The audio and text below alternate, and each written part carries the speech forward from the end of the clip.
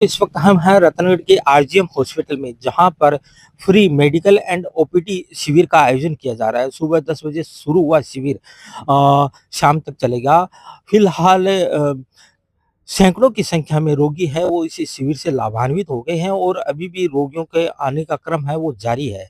हम आपको बता दें कि ये रतनगढ़ का एकमात्र हॉस्पिटल है जहां पर 6 बेड आईसीयू वेंटिलेटर सुविधा है, वो यहाँ इस एकमात्र हॉस्पिटल में उपलब्ध है। तो आइए चलते हैं हॉस्पिटल में। इस वक्त हम आरजीएम हॉस्पिटल के अंदर खड़े हैं। आप देख सकते हैं कि जो शिविर है उससे रोगी जो लाभान्वित हो रहे हैं, रोगी की संख्या आप देख सकते हैं। अलग अलग काउंटरों पर रोगियों की संख्या हमें देखने को मिल रही है और कुछ रोगी है वो अपनी बारी का इंतजार भी कर रहे हैं। तो इस हॉस्पिटल के संचालक है डॉक्टर खुर्शीद हमारे साथ है। सर, ये शिविर आज लगाया गया, इसके बारे में बताइए थोड़ा। ये सब हमारा हॉस्पिटल है, ऋषिकेश हॉस्पिटल फतेहपुर, उसका और हमारा दोनों का साथ मिलकर के ये एक कैंप लगाया है और फ्री कैंप लगाया है। इसमें देखना भी फ्री है, दवाइयाँ भी फ्री है और कुछ छोटी जांचें जो हैं वो भी फ्री है।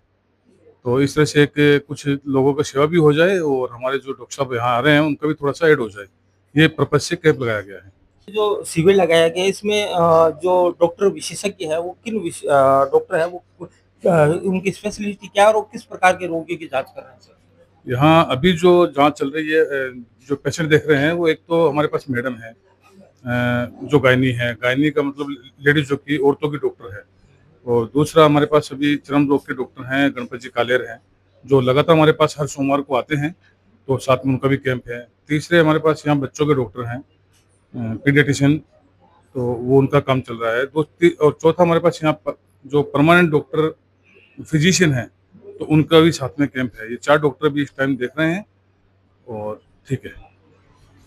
तो सर, ये जो शिविर है सुबह 10 बजे के करीब शुरू हुआ था और वो कितने बजे तक चलेगा? ये 10 से 2 तो इसका टाइम दिया है, लेकिन अगर पेशेंट आते रहे तो हमें कोई दिक्कत नहीं है, शाम तक भी करेंगे, कोई दिक्कत नहीं है। सर, एक बात और सुनने में आई है कि अपने रतनगढ़ का एकमात्र ये आरजीएम हॉस्पिटल है जहाँ पर वेंटिलेटर की सुविधा है सर। जी, एक ही रतनगढ़ में वेंटिलेटर वैसे गवर्नमेंट हॉस्पिटल में लेकिन बंद पड़े हैं, और अकेला वेंटिलेटर है जो हमारे पास इस वक्त चालू है, और हमारे पास स्टाफ भी है, डॉक्टर भी है वेंटिलेटर चलाने वाले।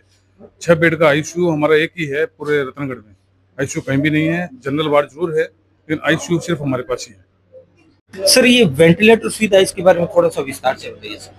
सर, वेंटिलेटर का मतलब होता है मरीज को जब खुद सांस न ले सके, यानी मतलब उसका जो ये दिल है वो काम करना बंद कर दे, एक तरह से सीना काम करना बंद कर दे, तो उस वक्त वेंटिलेटर के ऊपर रखा जाता है। वेंटिलेटर डायरेक्ट जो है उनको ऑक्सीजन पहुंचाता है, और वो ऑक्सीजन पूरे शरीर में पहुंचती है, जिससे ये होता है कि कुछ मरीज वापस आ सकते हैं कुछ टाइम के बाद में। कुछ एक दिन में भी आ जाते हैं, कुछ 2 दिन में भी, कुछ लंबा टाइम भी लग जाता है। लेकिन वेंटिलेटर ये होता है कि एक आखिरी साधन होता है जिलाने का, व्यक्ति का जिलाने का आखिरी साधन वेंटिलेटर ही होता है। तो ये बहुत बड़ी सुविधा है। मरते हुए आदमी को वापस जिंदा करने का एकमात्र जो प्रयास है वो वेंटिलेटर होता है और वो रतनगढ़ में एकमात्र आरजीएम हॉस्पिटल में ही ये सुविधा उपलब्ध है। जो शिविर में आए हुए रोगी है, चिकित्सकों की देखने के बाद उन्हें निःशुल्क दवाई है वो अस्पताल प्रशासन द्वारा दी जा रही है।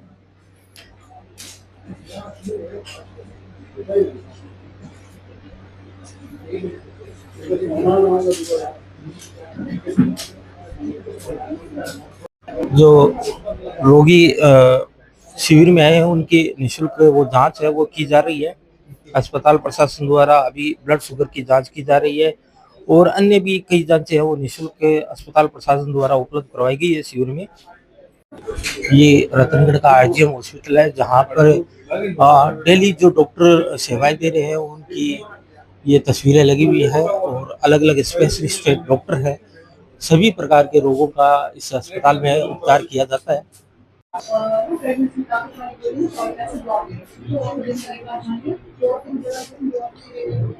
रतनगढ़ के आरजीएम हॉस्पिटल में चल रहे निःशुल्क शिविर में गायनिक डॉक्टर रिमसा खान है वो अपनी सेवाएं दे रही है। तो मैडम, आज आज शिविर में आप आई हैं, तो किस प्रकार अपनी सेवाएं दे रही है, क्या कहना चाहिए?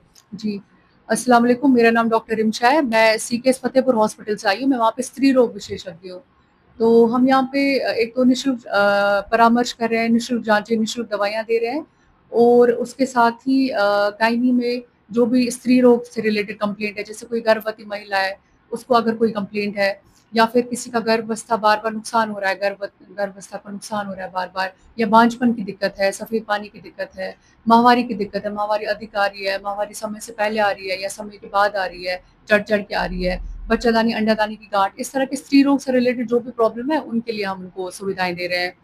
एक तो मैं गायनेकोलॉजिस्ट हूँ और साथ-साथ बच्चे के डॉक्टर भी हैं यहाँ पे, चमड़ी के डॉक्टर हैं और यहाँ पे फिजिशियन भी हैं। देखने में आया है मैडम शिविर से काफ़ी लोग लाभान्वित हुए हैं और लोगों के आने का जो क्रम है वो जारी है। तो आपसे रिलेटेड एक क्वेश्चन और करना चाहेंगे कि अभी वर्तमान में बारिश का दौर चल रहा है और बारिश के दौरान में स्त्रियों की सबसे जो बड़ी समस्या आती है वो चर्म रोग से संबंधित आती है। तो उन्हें इस समय में किस प्रकार की सावधानी बरतनी चाहिए? अच्छा, तो बारिश में यूजुअली इन्फेक्शन वगैरह इस सब के ज़्यादा चांसेस होते हैं। तो महिलाओं को तो ये हम ऐसे एडवाइस करते हैं कि वो अपना लोकल हाइजीन वगैरह मेंटेन करें, ठीक है? रोज़ नहाने का एडवाइस करते हैं, थोड़ा हाइजीन लोकली मेंटेन करने का, वही ज़्यादा एडवाइस करते हैं। तो ऐसे इन्फेक्शंस की वगैरह वो भी उनकी ना ये प्रेवलेंस थोड़ी बढ़ जाती है ऐसे बारिश के समय पे। ज़्यादा नहीं।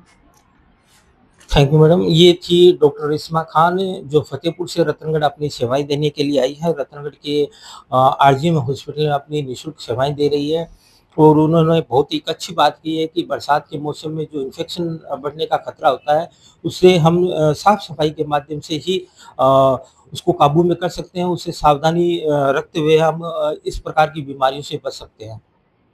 हमारे साथ वरिष्ठ डॉक्टर गणपति कालेर हैं जो चर्म रोग विशेषज्ञ है। और सर सबसे पहले तो आपका हमारे चैनल में स्वागत है। So much, thank you so much. Sir एक बात पूछना चाहते हैं जी, जो बरसात का मौसम चल रहा है और इस मौसम के दौरान सबसे ज्यादा जो परेशानी बीमारी देखने को मिलती है वो चर्म रोग से संबंधित है। तो सर इसका क्या कारण है और लोग कैसे बच सकते हैं सर? सबसे बड़ी बात है कि ये फंगल डिजीजेज होती हैं चर्म रोग की, मोस्टली बरसात के दिनों में ह्यूमिडिटी, नमी वातावरण में ज़्यादा हो जाती है, पानी की मात्रा, और ह्यूमिडिटी होती है तो वो बेसिकली प्रेसिपिटेटिंग फैक्टर होता है, मेन कारण होता है, वो होती है नमी। पसीना आता है, सूखता है नहीं, तो कपड़ों में भी इन्फेक्शन हो जाता है और साथ साथ में ये चमड़ी को रोग हो जाता है। तो सर इसके बचाव के लिए कोई उपाय होगा? बचाव के लिए तो यही है कि इससे बच्चों, ह्यूमिडिटी से पसीना आ रहा है, बार बार पसीना आ रहा है, तो ये सूखना भी चाहिए। लोग बाग है वो परवाह नहीं करें, यही मेन कारण है। सर आज जो शिविर लगा है उसके बारे में क्या कहेंगे सर? शिविर लगाया तो इसका तो जनरल पब्लिक को फायदा ही फायदा है। ऐसे शिविर लगते रहने चाहिए, तो आम पब्लिक को एक तो निःशुल्क होता है और दूसरा इसकी पब्लिसिटी होती है। तो मरीज तो वातावरण में बहुत है लेकिन लोगों को पता नहीं होता, और हमारा भी सौभाग्य है कि लोगों से मिलने का जुड़ाव होता है और किसी का इलाज होता है तो उससे अच्छी कोई बात हो नहीं सकती। तो इंसानियत का ये तकादा है, तो अच्छी बात है, शिविर लगने चाहिए और आप लोग भी मदद करते हो, बहुत खुशी की बात है। आप आए तो उसका भी आपको स्वागत है। धन्यवाद। तो ये था आरजीएम हॉस्पिटल जहां हमने देखा कि जो चिकित्सा शिविर है वो आयोजित किया जा रहा है और ये दोपहर 2 बजे तक चलने की बात है जो अस्पताल प्रशासन कह रहा है। लेकिन अगर रोगियों की संख्या ज़्यादा हुई तो इसका समय है वो बढ़ाया भी जा सकता है। आपको एक बार फिर और बता दें कि यहाँ पर 6 बेड आईसीयू वेंटिलेटर सुविधा है वो उपलब्ध है जो रोगी की जान बचाने में काफ़ी सहायक साबित होती है। इसी के साथ हम आपको अलविदा कहेंगे। आपको हमारी खबर कैसी लगी हमें कमेंट कर ज़रूर बताएं। हमारे यूट्यूब चैनल और फेसबुक पेज रिपोर्टर पारुल को लाइक, सब्सक्राइब, फॉलो ज़रूर करें। धन्यवाद।